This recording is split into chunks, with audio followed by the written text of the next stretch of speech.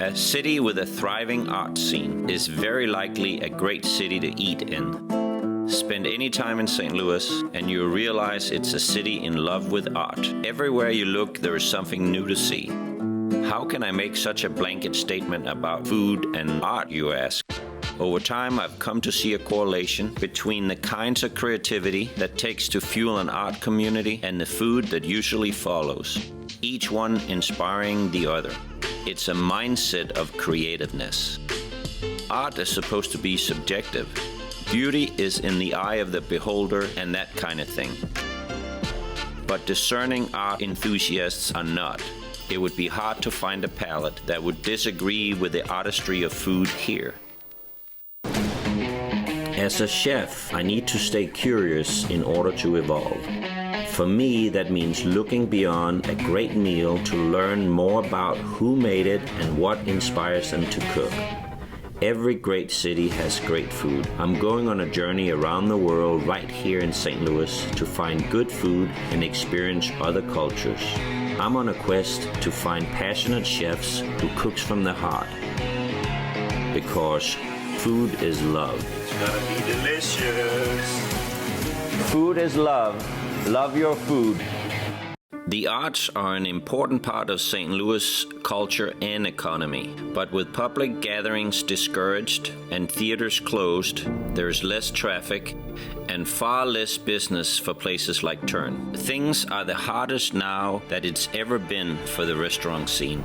Today we are visiting Turn Restaurant in the St. Louis Art District. Heard a lot about it, especially the biscuit flight. I'm definitely gonna try that today, and we're gonna meet Chef David in there. When you meet David Kirkland, the artist behind the concept of Turn, you immediately pick up on his cool demeanor. He's the kind of guy that can tell you the name of the obscure tracks from the B-side of every record you never heard of. His finger is on the pulse of what is good in music, and his hand trained to move in a circular motion. It's all about the stir game. I just keep constantly stirring to make sure everything's good. What's behind the name? It's a lot. Turn of season. Yeah. Turntables, like turning the tables, right, in the restaurant world. Yeah. But since I'm a DJ as well, it also means turntables. It's very smart. Walking into Turn, your eyes are drawn to a towering wall of records. A DJ by virtue of his passion, David wanted a way to enhance his space and also showcase his huge record collection. His wife, who's also an artist, lends her touch by color coordinating what has become a revolving showcase of album covers. I've got the grits going right now. I'll get you on some stirring if you want. All right. It's just a white stone grit, nothing special. Special's in the seasonings. But, you know, you and I have talked about before that, you know, grits means different things to different people depending on what part of the country you're from. And, that's right. That's right. People take it real seriously, too. That's true. Like, my family's from the north, and they do grits sweet with a little salt and pepper and sugar. And people in the south think that's an aberration. Yeah. So there's this smoked paprika, garlic, onion, and then I'm going to do salt and pepper later to taste. You can just get burned by people who are like, that is not traditional New Orleans food, but I do food that I like, right? So biscuits is Southern. I mean, are you doing Southern food, or is it like eclectic? It's eclectic. Eclectic? Okay. Yeah, like American eclectic. American right? eclectic, okay. Oh, that's looking good. I mean, where are you from originally? I'm from St. Louis. You know, I am capable of stirring, you know. You're doing a great job. Yeah, I know. As a latchkey kid, I had to fend for myself. And I learned how to cook just by destroying food and practice and practice and practice. And I worked for some great places, and I started kind of developing a love for food and a love for working in restaurants. And I opened up Cafe Osage in 2008 with them, and I stayed there for about 8 or 9 years. And then I came here in 2016 and opened this restaurant. Oh, that's looking real nice. About 3 years, so you've already passed the mark, so you're going to make it. I thought 5 years was the mark. The jury now, they convict you a lot faster than they used to. That's true. We do a dish called a Leo, lox, eggs, and onions. My father-in-law taught me about this dish. My wife's family's Jewish. They had a bunch of scraps left over from Rosh Hashanah. At the end of the trip, he was sending everyone home, and he says, "Dave, do you want a Leo?" And I was like, what's a Leo? And the whole family's like, lox, eggs, and onions. So it's essentially a scramble with lox, red onions, and cream cheese. So then when we were opening the restaurant, I was trying to figure out how can we elevate this dish for a restaurant style. So this is my version of it. So you're brunching it today, right? We always brunch. Okay. We just started doing dinner like 2 years ago. Hamilton is what made us go into dinner. And people were asking for reservations, like we're not open. So then we said, well, we should try it because we weren't sure if we were going to do well for business because this is an arts district, so it's not super busy. Like we're on the fringe of like where the Fox is, and we're on the fringe where the Symphony is. But more and more, we've been letting people know that we're in the district. So this Fox season this year before COVID, we're like things ramping up, and it felt really good. But now there's no shows at the Fox or the Symphony, so then there's nothing happening in the district. So it doesn't make sense for us to be open for dinner. Yeah. Unfortunately. Yeah. One advantage Tern has in the food supply gain is fresh produce. This okra is from the rooftop. We have access to vegetables in the garden and the rooftop here. So I do a lot of like seasonal food. Next stop is the rooftop to take a look of where some of the fresh produce from Tern comes from. So it's a rooftop garden? Yes. They have 3 rooftops in St. Louis. They're a nonprofit, and their model is to give food to food banks and people who are in need. The concept of the food roof is not a new one, but the approach here is Urban Harvest is less of a business and more of a community outreach. So doing a bunch of corn right now, so I've been getting a lot of horticulture. 2 weeks ago, got like 2 pounds of baby carrots. It's so divine. I grilled them. Made like a carrot balsamic glaze for them and put on top of that. Yeah. I've been getting jalapenos, poblano's from them. They're growing sweet potatoes on another roof and here as well, but I've been getting the leaves from the sweet potatoes, and we're using those in one of our dishes for lunch. Sure, they sell some of their produce to restaurants like Tern, but they also give a huge amount of their produce to people and organizations all around the city. An obvious example of food is love. Sage, lots of basil. I think I need to hang out with you more often. You know where all the good spots are. I just eat. Because of his dual business model, David spends a lot of time outside of his restaurant on another floor of the same building. For David, a slow week in the restaurant has always been balanced by catering events. So this is where we do all the weddings here.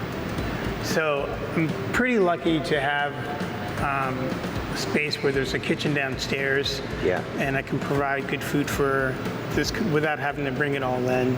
Yeah. There's not a lot of satellite events that we do as catering. So David Kirkland Catering is the business, and then Tern Restaurant is my other business. And with COVID right now, we've lost. The pandemic has, of course, had an effect on everything. David is turning fewer tables in-house, relying instead on to-go orders and a scaled-down menu. But the artist in him is still optimistic. So I just like for the curve to flatten so everyone can get back to business. Yeah. Yep. And you have a good feeling about it? You have to. Yeah. Stay positive. Yeah, you have to. I grew up a mile and a half that way on the north side. There must be some satisfaction in it for you that, you know, you traveled a lot and then you come full circle back to St. Louis. You know, St. Louis is easy. It's easy to live. You know, the Midwest is easy. But it always makes me feel good to be in these neighborhoods because I grew up, you know, I have like a melancholy, you know, when I drive around the streets and I just kind of remember being small. You know, I think everybody's like that. I'm the same way, even though, you know, America is my home. you know, those feelings you get when you set foot in where your childhood was, it just brings back memories. You can't fake that or copy that anywhere else. No, you're absolutely right.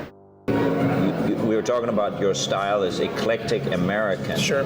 So you're eclectic in your food choices as well, right? Yeah, I mean, that's true. I kind of see that already. Yeah, this is our seasonal salad that we do every summer. It's my favorite salad. Spinach-based, cherry tomatoes are from local farmers, watermelon, mint from the rooftop, pistachios, a tahini vinaigrette. Kind of gives you that sweet and umami taste. I love the salad. This is an arepa. It's a Colombian dish. Typically, it's street food in Colombia. We stuff the eggs on the inside, but I'm not from Colombia, so I just did it my way. But arepa corn cake is on the bottom. We make our own chorizo in-house. It's got a salsa verde with 2 Orizi eggs with a melted cheese mix on top. These are our Creole grits, egg sunny side up with andouille sausage, okra, shrimp, smoked paprika, Parmesan grits on the bottom. And then we have a biscuit sandwich that's going to go on the menu here. It's got hot honey on both tops of the buns, smoked Gouda, egg, turkey sausage that we make in-house, and then these are our cauliflower bites. They're made just like buffalo chicken, but they're cauliflower. Some say it's the simple things in life, but I've come to think that sometimes it's the complexities that are made to seem simple, like a flight of biscuits. Just enough flavor embedded in the open canvas of a biscuit. A familiar comfort food with an unexpected twist. It's simple enough to make you wonder why everybody is not doing it. And we change it up pretty regularly, but people have been loving this combination. Strawberry basil, and that's cherry on buttermilk, and the jam today is peach mango. I've already kind of been known for making biscuits, and then we just started thinking about different kinds of biscuits to use. And when we first started, I didn't think that it was going to take off as well as it did, because I was like, oh, we can just do these biscuits for the whole time. And everybody was ordering biscuit flights, because who doesn't like a flight? This is my biscuit queen. Okay. And you mean that in a lovingly way, right? I do. Only because I don't want to make them as much as she does. So we try to stay, I guess, progressive, to keep changing the biscuit so we're not bored with what we're making all the time. Our most famous or popular one was like maybe 2 months ago. It was a white chocolate beet biscuit. So good. That's an unusual combination. So we just like to throw caution to the wind with our biscuits. Yeah. We are flanked by the Fox Theater. We're flanked by the Sheldon, the Pulitzer, the Contemporary Art Museum, the Symphony is right down the street. The Grandel is right down the way as well. Jazz St. Louis is right down the street as well, in Strauss Park. So there's a reason to come to Grand Center for art and music, and just for entertainment. I mean, it's a really good community that was really starting to get its legs and start to grow. And then the pandemic came and slowed everything down. But I really believe that once this all calms down, people will still see Grand Center as a place for the arts. Yeah. I've gotten a lot of really good support during the pandemic. People just offering to donate money to us because they know that it's a hard life running a small restaurant. Yeah. Really, really good support, and I can't even begin to thank them for all the support I've gotten. Yeah. And I mean, so the silver lining in all of this is it brings the best out in people. It really does. It does. It's not only negative; it's positive. Absolutely. There's a lot of positives. And St. Louis is like that. It's still very surreal for me to realize that I have a restaurant. Yeah. Spend a little time exploring the art district here, and you'll find more than you can do in one day. Food, murals, exhibitions, all the way up to the marquee of the historic Fox Theater. And we have the Harold and Dorothy Stewart Center for Jazz is right in here, which is another great eatery in St. Louis and in the Art District. This is where it's at. Just down the street from Turn, the Moto Museum features more than 80 fully restored motorcycles from 21 different countries. We popped in here to look at all these motorcycles. It's unbelievable. The collection here is so beautiful. This is Steve McQueen's motorcycle on loan from Hollywood. I can hardly believe it, but they even have a bike here from Denmark. Denmark, look at that. I remember that. I haven't seen one of these forever. What are the chances to find a Danish bike in St. Louis? Unbelievable. No matter if you don't like cycles or not, it's still a work of art. St. Louis never fails to surprise me. Well, that makes me even more proud of my heritage. The restaurant is closed today, but I'm back at Turn to meet David's wife and learn how they collaborate as artists. Hello, how are you? Good, how you doing? Thank you for having me, David. Thanks for coming. I know you're into records. Yes. So I brought you one of my favorites. Oh, really? I don't know if you have it or not. And Oh, Jimmy Buffett, look at that. This is an old Jimmy Buffett record. It Look is. at It is. That's awesome. Every time I'm here in St. Louis, I go to the vintage vinyl. Oh, yeah? And I always find Jimmy Buffett albums I don't have. I'm not saying to put it up on the wall, but you're a very interesting couple. I mean, there are so many questions I want to ask, you know. Thinking about the food aspect of it, you know, it would be some interesting dinners at your house, or, you know, how do you combine that, you know, are we eating lox on Sundays, or? I mean, we go back and forth. Like, when I went to visit their family, and it was Passover, I had gefilte fish. And I was like, oh, can I have 2 pieces of gefilte fish? And the rest of the family was like, ugh. And I love it, you know. So my mom loved like herring and gefilte fish, and so there's some aspects to like just soul food is just soul food throughout cultures, right? So you taught yourself how to cook then? I did. I had to learn how to cook myself as a latchkey kid. But food has always been A what kid? latchkey kid. So What does that mean? When you come home from school, you have your key around your neck. It's a working class family. You had to like get yourself in the door. There's nobody at home to make food for you, right? So as a latchkey kid, I learned how to like make grilled cheese sandwiches and cook eggs and cook bacon. First time I cooked bacon without a shirt on, I learned that was not a smart thing. It's still not a smart thing. It is not, and I wear lots of shirts when I cook bacon, so there you go. You were the chef at a restaurant, Osage? Yes, John McFeeters, who owned Bowood Farms Nursery, he wanted to open a cafe next to his nursery. And I interviewed and cooked some food for him, and a couple of weeks later, I got the job. And that was 2007, so that kind of thrust me into the role of like buying equipment for the restaurant, all the refrigeration, the stoves, because it was just a bare slate. And I mean, it was the best learning curve that I could ever have, like to open a restaurant with someone else's money. Even though I didn't own the restaurant, I took a lot of ownership for the restaurant for them. And I had that restaurant for 9 years. We opened in 2008, and I left in March of 2016. So you go from that restaurant, and then it translates into you getting this space. We didn't really know what the restaurant was going to be called. Lots of people thought it should be called David Kirkland's or Kirkland's, and we didn't really have an idea. Really, it's still very surreal for us to think that we have a restaurant now after 3 years. We wanted it to be a place where people could come in, have good food, listen to good music, and just have a good time. And what I do in my hobby is play music with records, and I use a turntable. And also, spinning for me and cooking is the same motion and the same idea and concept. Like, you know, when I cook, I take pieces of different things to make a whole plate of food. When I make music with the turntables, I take one record and then take another record and then put them together to make a whole piece.